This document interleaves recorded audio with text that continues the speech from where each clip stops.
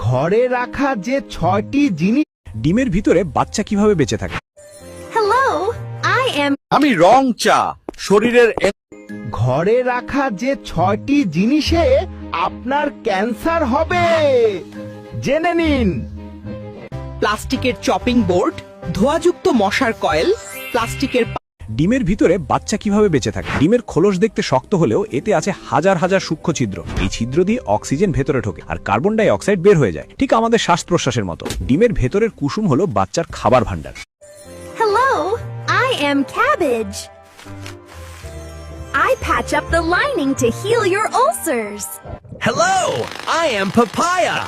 I break down tough food to help. আমি রং চা শরীরের এনার্জি বাড়াই, কিন্তু দুধ মিশালে পেট খারাপের কারণ হয়ে যায়।